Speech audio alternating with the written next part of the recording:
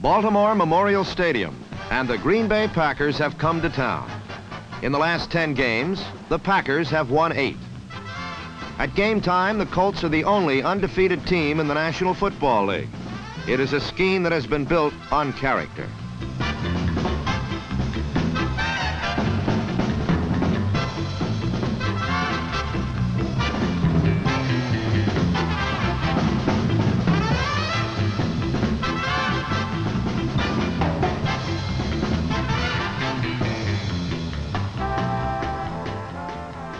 Conservative character will predicate the Baltimore attack today. Swings to the setbacks and plunges into the line will backbone the Colt offense. The Colt defense, however, will not change its style. Billy Ray Smith and Ordell Bracy will set such a punishing tempo that the already battered Bart Starr will have a long and frustrating afternoon.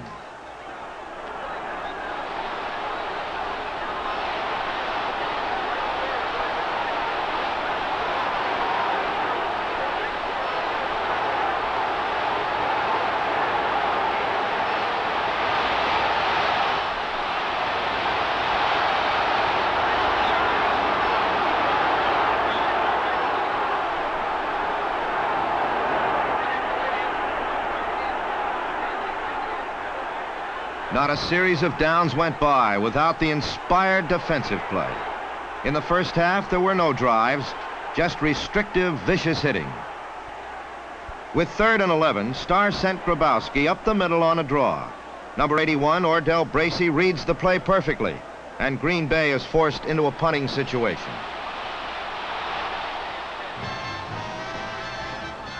The first series has keynoted the afternoon. Basic, old-fashioned football.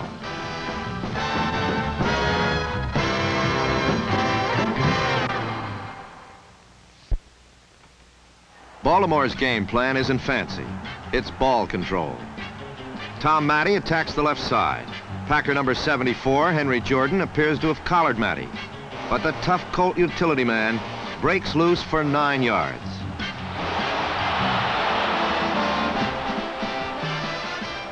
The effort is doubly impressive from the ground.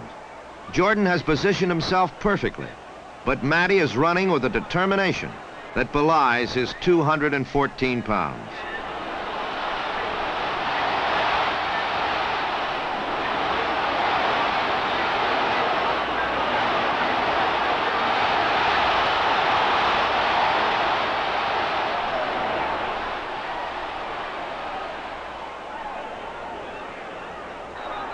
On 3rd and short yardage, there's no element of surprise, and no amount of desire will get the first down.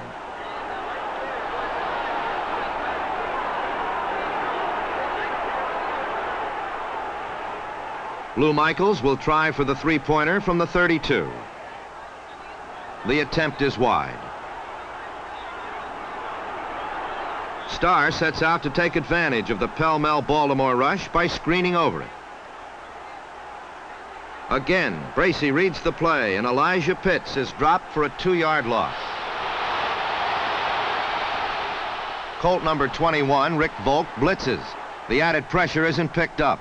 Volk, the ubiquitous Bracy, and Bart Starr all arrive at the same spot simultaneously.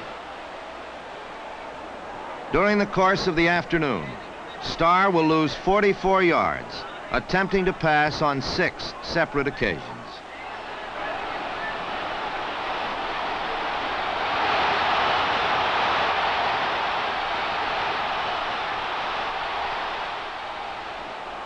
Green Bay was capable of inspired defensive play also.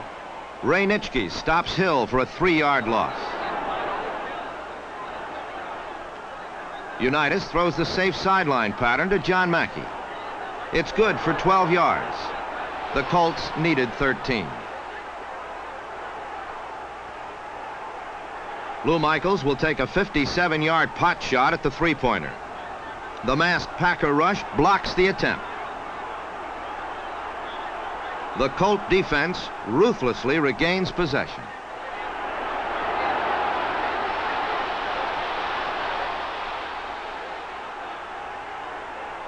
Perhaps it was the finger-numbing cold that frustrated the Baltimore air attack. More likely, it was the indefatigable rush coupled with especially tight secondary coverage.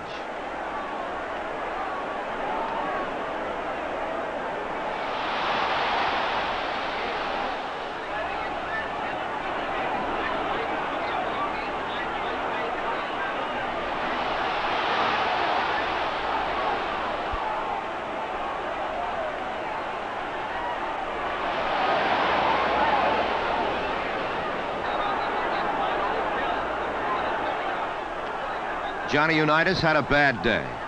By the end of the first quarter, Unitas will have picked up only 16 yards in 8 passing attempts.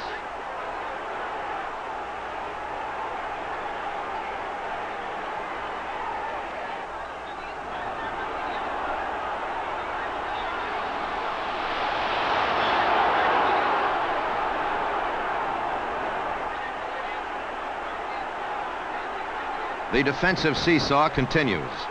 It's become a dubious distinction to have possession of the ball. Defense has all the initiative today, and the pressure is mounting.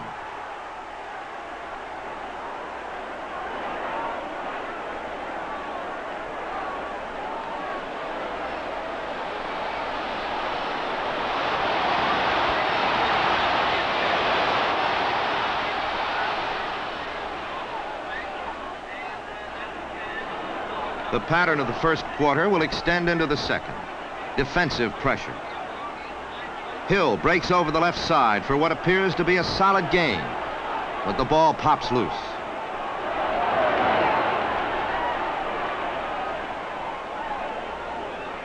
Hill tucks the ball away in picture book fashion to ensure control. Turning upfield, he frees his right arm to defend himself. Then the ball pops free. Defensive pressure has bred the first mistake. Green Bay has its best field position of the day. The Colt defense is a unit with character, though, and quickly sets out to deny the advantage.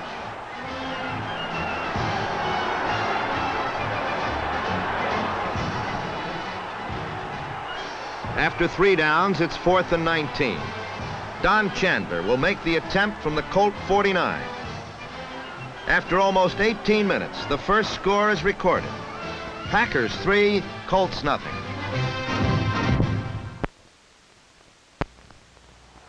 When given the ball and a shot at the left flank, Jerry Hill sets out to redeem his earlier fumble.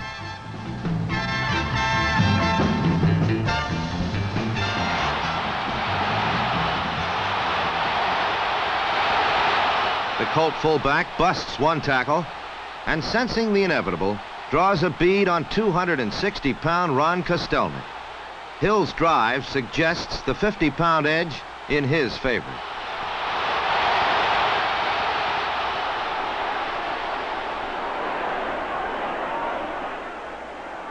Unitas makes his first 3rd down play of the game. The success will be momentary.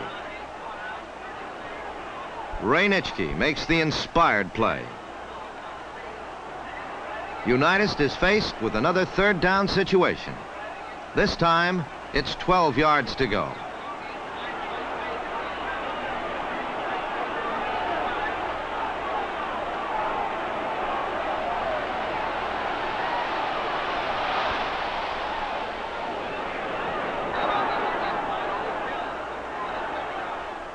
The Packers transfer their momentum to offense. Starr targets Carroll Dale. Coming off his knees, Dale fights for a couple more yards.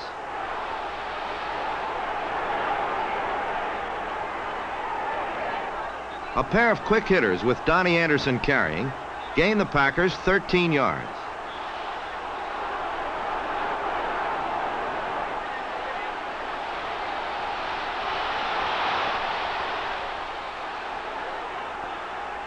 On a good call, Starr swings Ben Wilson.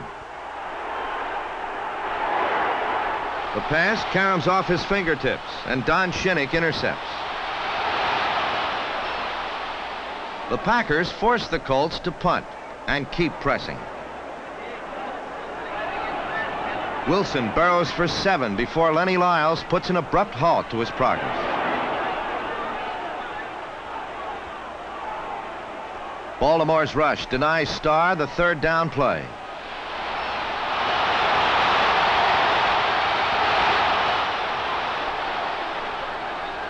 When the Colts take over, the Green Bay front four hands Unitas the same medicine.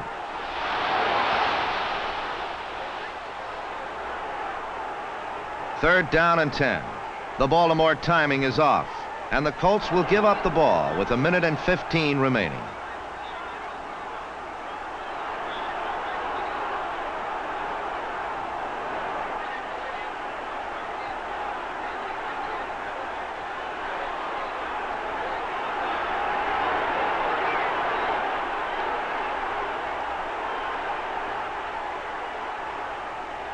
From their own 13, Green Bay will launch the most sustained drive of the half. Starr knows that a 3-point lead and a dissipating clock call for the long strike.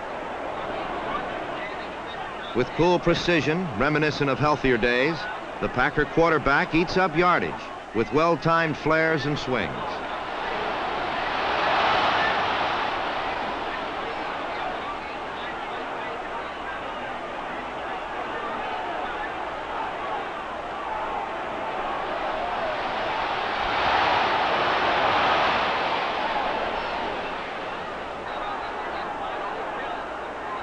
With 14 seconds remaining, Starr displays the ultimate poise. On 2 plays, Donnie Anderson carries Green Bay into field goal range.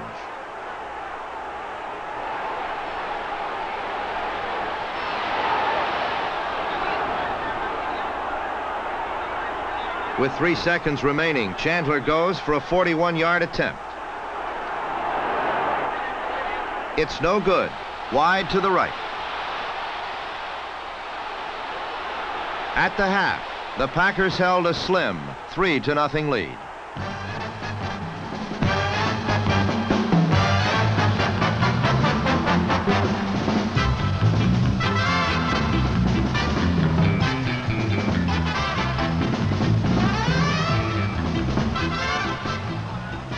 In the third period, the pattern of the game remained unchanged.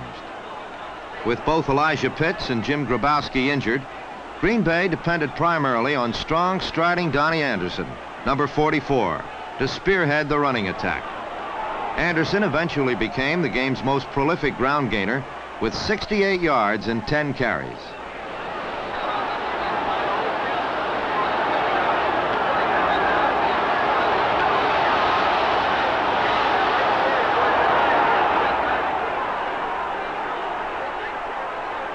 "6'5" Boyd Dowler, number 86, was Starr's most frequent target on medium-range passes into the Colts center. Although Starr had moderate success and frequently found the open man, the Baltimore defense did a remarkable job denying the Packer receivers any additional yardage after the catch was made.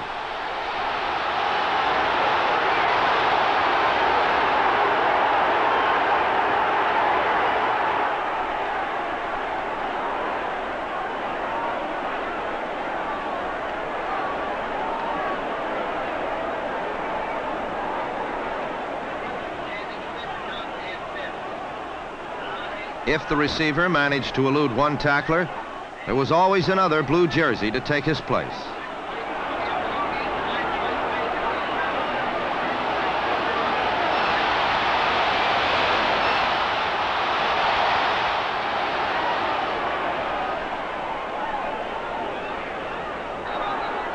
Throughout the scoreless third period, both quarterbacks were hounded by a strong, persistent rush. Billy Ray Smith, number 74, stunning and twisting and playing with the restrained insanity that is his particular style, often found access to the bruised body of Bart Starr.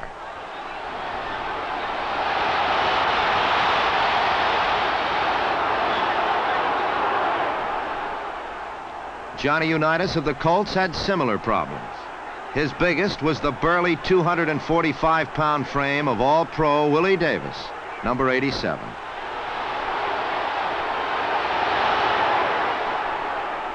Davis played opposite Baltimore's young right tackle, Sam Ball, number 73. Ball, willing but inexperienced, often fell victim to the power and guile of the veteran Packer end.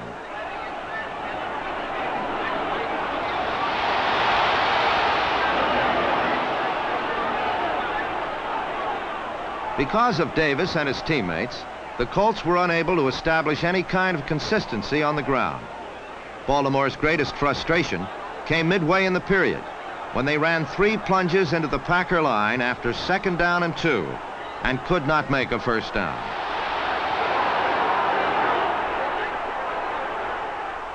Green Bay's secondary was as effective as always. Unitas was allowed only 1 completion in the entire 3rd quarter. With the Colts on the Green Bay 40, this interception by Willie Wood closed the door on a possible Baltimore scoring drive.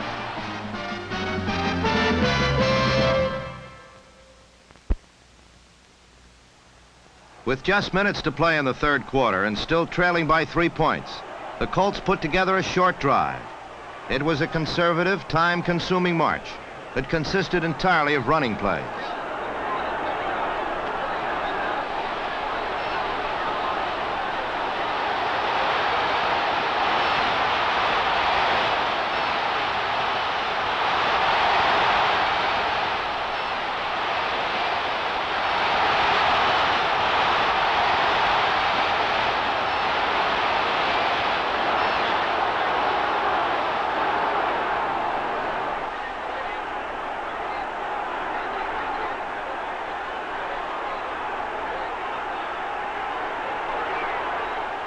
The Colts covered 43 yards, with halfback Tony Lorick personally accounting for 38 of them.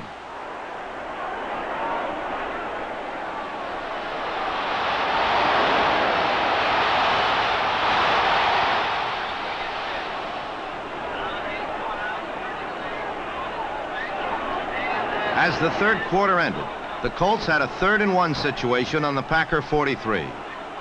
On the first play of the final period, Henry Jordan, number 74, blindsided Unitas and forced his pass to go astray.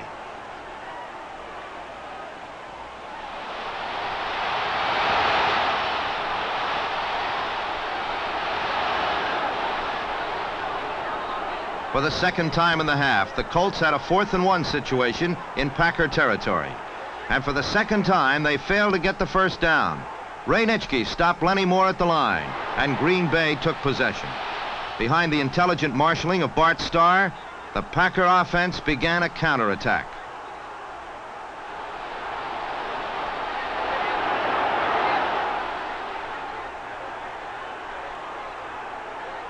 Boyd Dowler, number 86, was again Starr's primary target. He caught 2 passes for 2 first downs.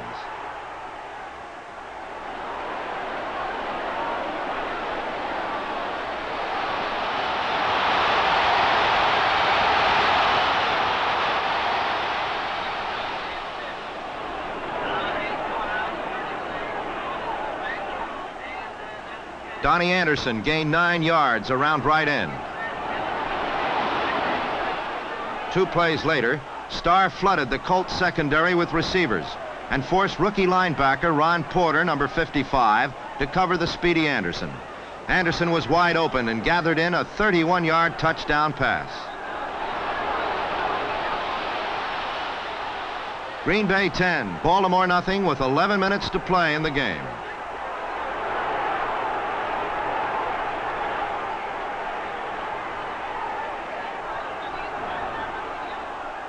Up to this game, the Colts had gone through 7 contests unbeaten, a record that was not achieved by quitting in the 4th period. Alvin Heyman, healthy again after injuries had sidelined him for the first half of the season, took Chandler's kickoff and returned to the Baltimore 35.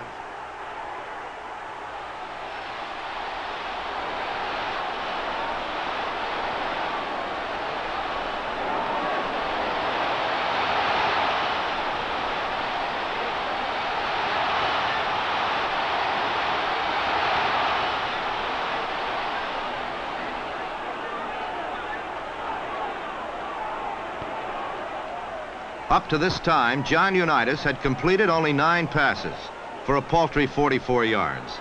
But as the 4th period wore on, he and the Colts slowly gained momentum.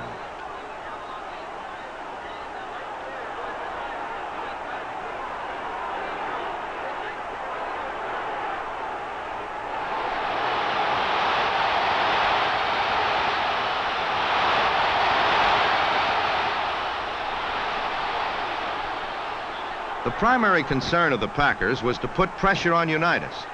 But given time, the superb Baltimore quarterback can solve the riddle of any defense, as he began to do over and over again in the waning moments of the game.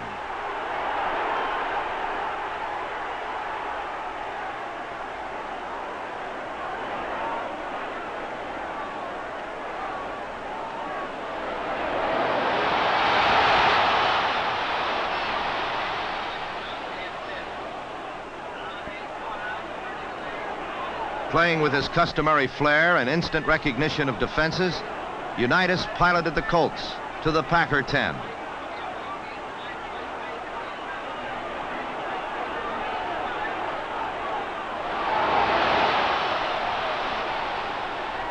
On first down, Tom Matty's pass to Willie Richardson was too long and incomplete.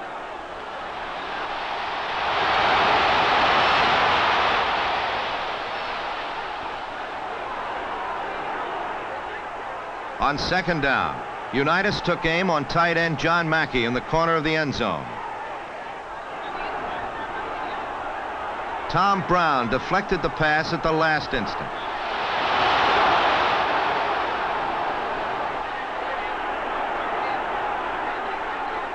On reviewing that play, we see that Unitas' protection was good.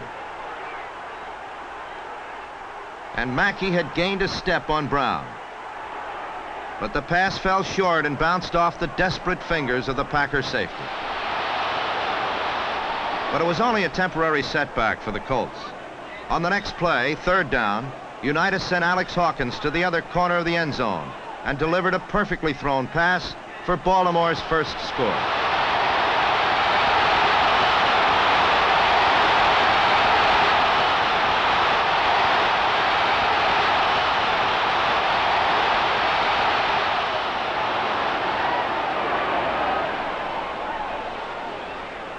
Lou Michaels missed the extra point because an inexperienced holder, Rick Volk, failed to set the ball up properly. Volk was substituting for the injured Bobby Boyd.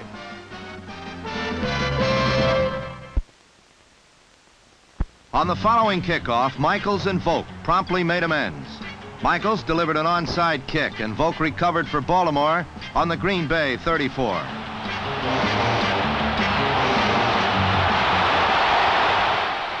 With 2 minutes to play in the game and the Colts in excellent scoring range, the offense sputtered. A 4-yard plunge by Tony Lorick and 2 incomplete passes left the Colts facing a 4th down and 6 at the Packer 30.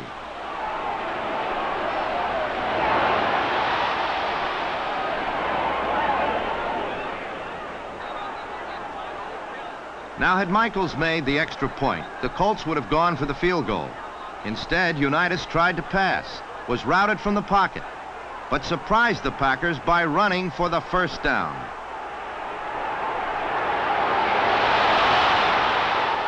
By a half a yard, Unitas had kept the Colts alive. On the next play, with 90 seconds to go, he threw the winning touchdown pass to Willie Richardson. The game-winning touchdown was a combination of good planning and good effort. Packer cornerback Herb Adderley was anticipating a sideline pattern which would stop the clock.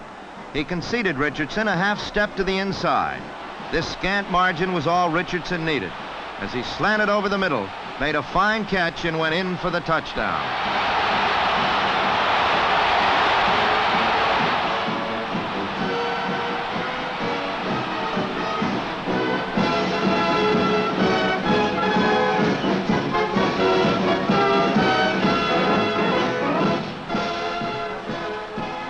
Willie's catch gave Baltimore a 13-10 victory, their first win over the Packers in 3 years.